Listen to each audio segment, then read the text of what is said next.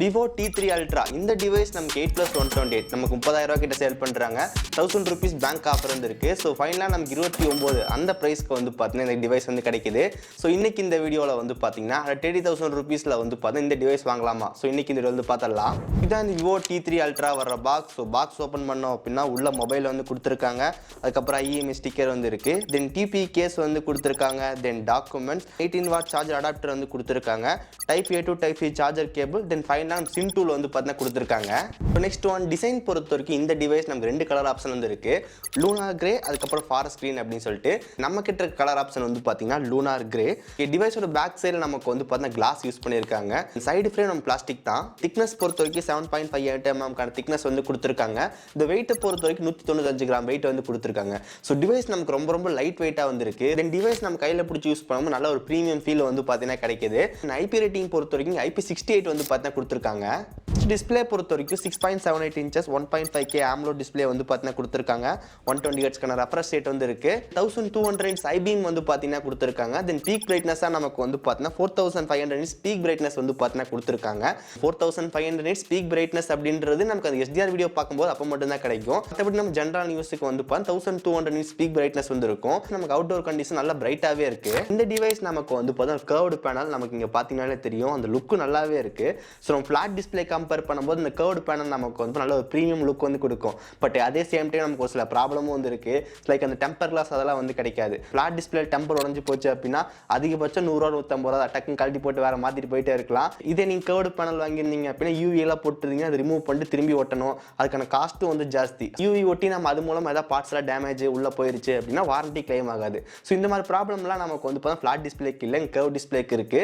But அந்த விசுவலா அந்த பார்க்குற டிஸ்பிளேக்கு வந்து பார்த்தீங்கன்னா கர்வ்டு பேனல் நல்ல ஒரு சூப்பரான லுக் வந்து கொடுக்குது. இந்த டிவைஸ் நல்ல ஒரு வைப்ரண்டான கலராக வந்து இருக்கு. அந்த குவாலிட்டி பார்த்தீங்கன்னாலே தெரியும். நல்லா சூப்பராக வந்து பார்த்தீங்கன்னா கொடுத்துருக்காங்க. ஸோ யூடியூப்ல வந்து பார்த்தீங்கன்னா SDR வீடியோஸ்லாம் ப்ளே பண்ணிக்க முடியும். அது எந்த பிரச்சனையும் வந்து கிடையாது. தென் ஃப்ரண்ட்ல உங்களுக்கு in display finger print sensor வந்து கொடுத்துருக்காங்க. அது ரொம்ப ரொம்ப ஃபாஸ்ட் அண்ட் அக்யூரேட்டாக இருக்கு. ஸோ இதில் நமக்கு வந்து பார்த்தீங்கன்னா ஆப்டிக்ஸ் ஃபீட்பேக் எப்படி இருக்குன்னு சொல்லி கேட்டிங்கன்னா சுத்தமாக நல்லா இல்லைன்னு தான் சொல்லணும். ஸோ எனக்கு வந்து பார்த்தீங்கன்னா ஆப்டிக் ஃபீட்பேக் ரொம்ப ரொம்ப முக்கியம். நான் ஏதாவது டிவைஸ் வாங்குறேன் அப்படின்னா ஆப்டிக் ஃபீட்பேக் எப்படி இருக்குன்னு பார்ப்பேன். எனக்கு நம்ம டைப் பண்ணும்போது நல்ல ஒரு எக்ஸ்பீரியன்ஸாக வந்து இருக்கும். பட் இந்த டிவைஸில் இருக்க அந்த ஆப்டிக் ஃபீட்பேக் அந்த அளவுக்கு நல்லா இல்லை. ப்ராசஸர் பொறுத்த வரைக்கும் MediaTek Dimensity 9200 ப்ராசஸர் வந்து கொடுத்துருக்காங்க. ஸோ இந்த ப்ராசஸர் நமக்கு நல்ல ஒரு ஃபிளாக்ஷிப் ப்ராசஸர். நம்ம Android ஸ்கோர் ரன் பண்ணும்போது நம்ம நியர்லி வந்து பார்த்தோன்னா ஒரு 1.5 மில்லியனுக்கான ஸ்கோர் வந்து கிடைச்சிச்சு. CPU த்ராட்டிங் டெஸ்ட் ரன் பண்ணும்போது நமக்கு ஒரு 72% ஸ்டெபிலிட்டி வந்து பார்த்தீங்கன்னா கிடைச்சிச்சு. ஸோ இதை அந்த ஸ்கோர்லாம் விட்டு ஜென்ரல் யூசேஜில் எப்படி இருக்குன்னு சொல்லி கேட்டிங்கன்னா இந்த BGMI கேம் பிளே ரொம்ப ரொம்ப ஸ்மூத்தாக வந்து இருந்துச்சு. ஸோ இந்த அளவுக்கு வந்து இப்போ லேக் ஃப்ரேம் ட்ராப் நோட்டீஸ் பண்ணல. ரொம்ப ரொம்ப ஸ்மூத்தாக வந்து பார்த்தீங்கன்னா இருந்துச்சு. இல்லை நான் ஒரு கேஷுவல் யூசர் தான், நான் வந்து இப்போ Instagram WhatsApp YouTube அதிகமாக யூஸ் பண்ணுற போது அதெல்லாம் நல்லா பெட்டராகவே இருக்கும். ஜென்ரல் யூஸுக்கு வந்து எந்த விதமான பெரிய பிரச்சனை வந்து கிடையாது. நம்ம டே டு டே யூஸ் பண்ணுற ஆப் எல்லாம் வந்து ரொம்ப ஸ்மூத்தாக ஹேண்டில் பண்ணும். ஸோ பர்ஃபார்மன்ஸ் பொறுத்த வரைக்கும் இந்த டிவைஸ் நல்ல சூப்பரான பர்ஃபார்மன்ஸ் உங்களுக்கு வந்து கிடைக்கும். RAM டைப் பார்த்தோம் அப்படின்னா LPDDR5X RAM வந்து யூஸ் பண்ணுறாங்க. இந்த UFS பொறுத்த வரைக்கும் UFS 3.1 வந்து கொடுத்துருக்காங்க. கேமரா பொறுத்த வரைக்கும் பேக்கில் டுவல் கேமரா வந்து கொடுத்துருக்காங்க.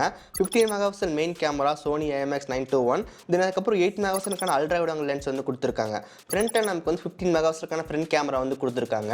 இந்த டிவைஸோட வீடியோ குவாலிட்டி பொறுத்த வரைக்கும் ஃப்ரண்ட் அண்ட் பேக்ல நம்மளால 4K 60 fps வீடியோ ஷூட் பண்ணிக்க முடியும். இதில் எடுத்த ஒரு சில கேமரா சாம்பிள்ஸ் இப்போ வந்து பாருங்க. நீங்க பார்த்துட்டு இருக்க இந்த சாம்பிள் போட்டோஸ் எல்லாமே நம்ம 50 MB மெயின் கேமரா எடுத்தது. டே டைம்ல வந்து நல்ல லைட் கண்டிஷன்ல நல்ல சூப்பரான போட்டோஸே வந்து பார்த்தீங்கன்னா கிடைச்சிச்சு. ஜஸ்ட் போட்டோ எடுத்ததுக்கு அப்புறம் ப்ராசஸிங் பண்ணி கொடுக்குது. அதோட அவுட்புட் ரொம்ப ரொம்ப நல்லாவே இருந்துச்சு. இந்த இமேஜ் எல்லாம் வந்து பாருங்க. இது நமக்கு 8 megapixel ultra wide angle lens எடுத்த போட்டோஸ். நமக்கு ஓரளவுக்கு டீடைல் நல்லாவே வந்து பார்த்தீங்கன்னா கொடுத்துருக்காங்க. இந்த போட்டோஸ் எல்லாமே நம்ம பேக் கேமரால போர்ட்ரேட் எடுத்த இமேஜஸ். ஸோ எப்படி இருக்குன்னு வந்து பாருங்க. நமக்கு அந்த HD டிடெக்ஷன் எல்லாமே ரொம்ப ரொம்ப ப்ராப்பராக இருந்துச்சு. ஸோ செல்ஃபீஸ் இந்த டிவைஸ் நல்லாவே கொடுத்துருக்காங்க. இந்த ஃபோட்டோஸ் எல்லாமே நம்ம 50 MP ஃப்ரண்ட் கேமரா எடுத்த ஃபோட்டோஸ். நம்ம ஃபோட்டோவில் ஹியூமன் சப்ஜெக்ட் பொறுத்த வரைக்கும் நமக்கு ஒரு நேச்சுரலான கலர் அப்படின்னு சொல்லிட முடியாது. ஜஸ்ட் நமக்கு ஒரு பவுடர் போட்ட மாதிரி ஆக்கி விட்டுருது. பட் இருந்தாலும் அந்த அவுட்புட் நல்லாவே இருக்கு. ஓவரால் இதில் எடுத்த எல்லா ஃபோட்டோஸ் எனக்கு ரொம்ப ரொம்ப பிடிச்சிருந்துச்சு. ஒன்ஸ் நம்ம ஃபோட்டோ எடுக்கும்போதே கொஞ்சம் கரெக்டாக எடுத்துகிட்டு ஜஸ்ட் எடிட்டிங்லாம் பண்ணோம் அப்படின்னா நம்ம நல்ல லுக்கே வந்து பார்த்தீங்கன்னா கிடைக்கும். கேமரா அவுட்புட் இந்த டிவைஸ் நல்லாவே இருக்குது. ஸோ இந்த வீடியோ நம்ம வந்து பார்த்தீங்கன்னா ஃப்ரண்ட் கேமராவில் 4K 60 fps ஷூட் பண்ணிட்டு இருக்கோம். ஸோ வீடியோட ஃபுட்டேஜ் குவாலிட்டி வந்து பாருங்கள். ஸோ இதுலேயே நமக்கு இப்போ வைட் ஆங்கிள் வந்து இருக்குது. இப்போ நமக்கு இது 0.8x இருக்குது. இது 1x இது 2x. ஓகே, நீங்கள் 1080p 60 ஃப்ரேம்ஸ் ஷூட் பண்ணிட்டு இருந்தீங்கன்னா ஈஸியாக உங்களால் பேக் கேமரா ஸ்விட்ச் பண்ணிக்க முடியும். 4K வீடியோ ரெக்கார்ட் ஷூட் பண்ணிட்டு இருந்தீங்க அப்படின்னா உங்களால் அந்த பேக் கேமரா ஸ்விட்ச் பண்ண முடியாது. கேமராவில் 4K 60 fps ஷூட் பண்ணிக்க முடியும். இந்த ஃபுட்டேஜோட குவாலிட்டி எப்படி இருக்குன்னு வந்து பாருங்கள். ஃபுட்டேஜ் ரொம்ப ரொம்ப ஸ்டேபிளாக இருக்குது. ஸோ நம்ம 1x இருக்குது, ஜஸ்ட் 2x ஸ்விட்ச் பண்ணிக்க முடியும். இது 2x, இது 1x. எடுத்த கேமரா சாம்பிள்லாம் வந்து பார்த்துருப்பீங்க, ரொம்ப சூப்பராகவே இருக்குது. டிவைஸில் நமக்கு இப்போ ஜைஸ் ஆப்டிக்ஸ் அது வந்து பார்த்தீங்கன்னா கிடையாது. மற்றபடி நமக்கு ஒரு சில போர்ட்ரேட் ஆப்ஷன்லாம் வந்து கொடுத்துருக்காங்க. நெக்ஸ்ட் ஒன் பேட்டரி பொறுத்த வரைக்கும் 5500 mAhக்கான பேட்டரி வந்து கொடுத்துருக்காங்க. 18 வாட்ஸ் ஃபாஸ்ட் சார்ஜிங் சப்போர்ட் வந்து இருக்குது. சார்ஜர் நம்ம பாக்ஸ்லேயே வந்து பார்த்தீங்கன்னா கொடுத்துட்றாங்க. ஸோ இந்த டிவைஸோட குயிக் சார்ஜிங் டெஸ்ட் வந்து பாருங்கள், நமக்கு எவ்வளோ ஸ்பீடாக ஏறுது அப்படின்னு சொல்லிட்டு. இப்போ இந்த டிவைஸ் நம்ம கம்ப்ளீட்டாக வந்து பார்த்தீங்கன்னா சார்ஜரில் 0% இருக்குது. ஸோ நம்ம இந்த 80 வாட்ஸ் சார்ஜர் வச்சு நம்ம சார்ஜ் பண்ணி பார்க்கலாம், எவ்வளோ ஸ்பீடாக ஏறுதுன்னு பார்க்கலாம்.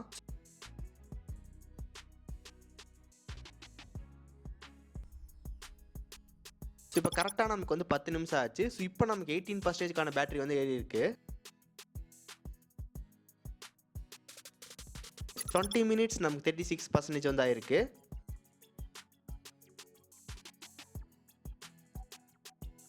30 மினிட்ஸில் நமக்கு வந்து 52% வந்து பார்த்தீங்கன்னா ஏறி இருக்கு.